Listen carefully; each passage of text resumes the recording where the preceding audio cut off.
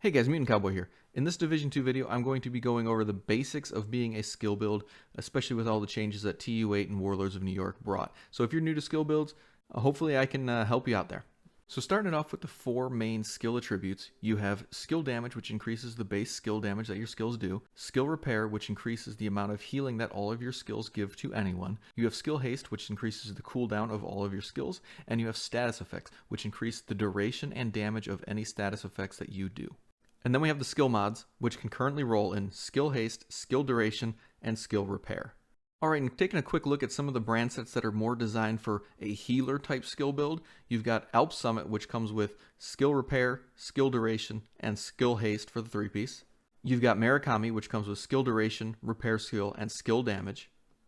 And you also have Richter and Kaiser, which comes with incoming repairs, explosive resistance, and repair skills. Moving into the more offensive brands, we have China Light, which comes with explosive damage, skill haste, and status effect for the 3-piece. We've also got one of the new brand sets, Hana Yu, which comes with skill haste, skill damage, and weapon damage. And then we have Wyvernware, which comes with skill damage, status effects, and skill duration. Also, we have the gear set of Hardwired, which comes with the 2-piece of 15% skill haste, the 3-piece of 15% skill damage and skill repair, and then the 4th piece, which is Feedback Loop. I do just want to let you guys know that gear sets lose an attribute roll.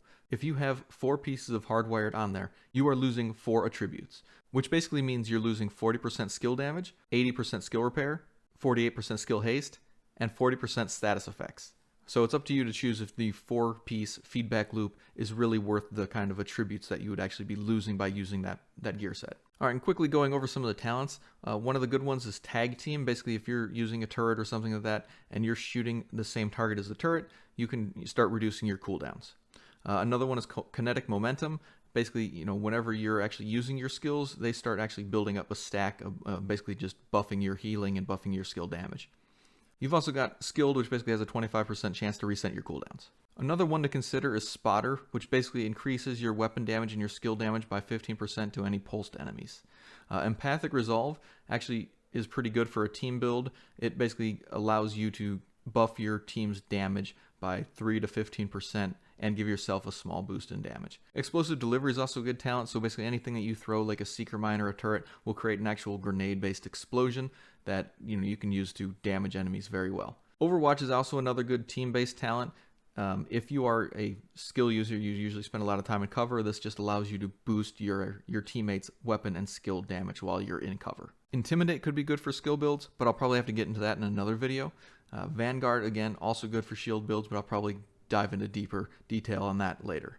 And we have the Returning Spark, which basically, 15% weapon damage for, hitting an enemy with a skill.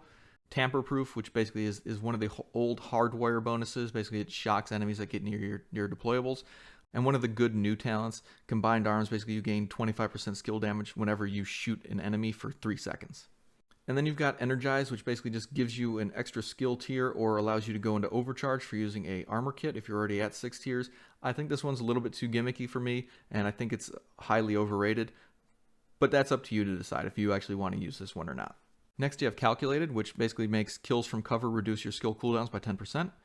And then you have Tech Support, which basically gives you 25% skill damage whenever one of your skills gets a kill for 20 seconds. Another new one is Shock and Awe. Basically, applying a status effect increases the amount of skill damage and repair that you can do by 20% for 20 seconds.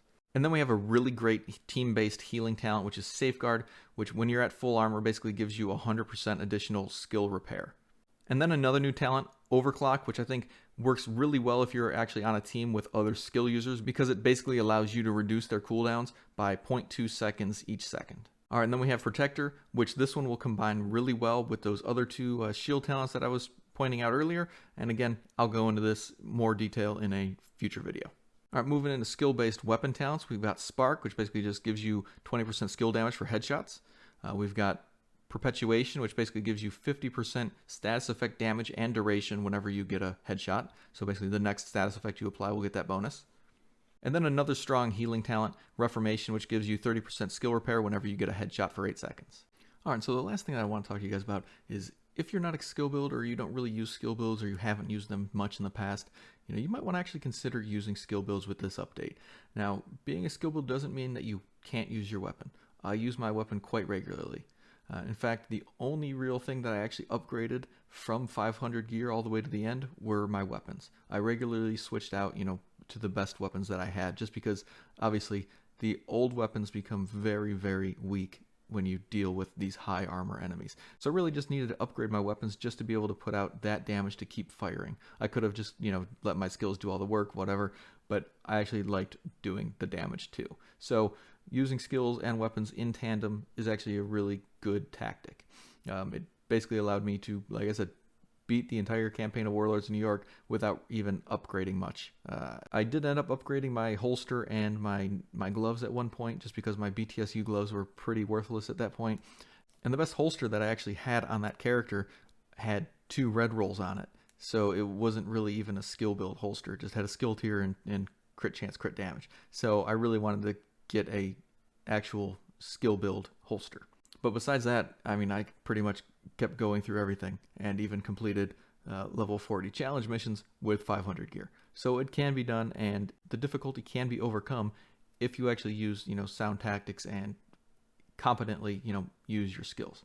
So you might want to, keep an eye out for my next couple videos if you are having certain problems with, some of the content. If, for example, you can't get through some of the story missions or some of the story bosses, a lot of the mechanics are a little bit trickier or a little bit different than what you're used to. So if you want advice on, just general skill builds, or what skills are probably the best for story campaign and what skills are best for after the story for like the much harder difficulty stuff, if you want, advice for shield builds, if you want to know what talents stack well together, those are the things that I will be covering in my upcoming videos. So thank you guys for watching. I'll see you in the next one.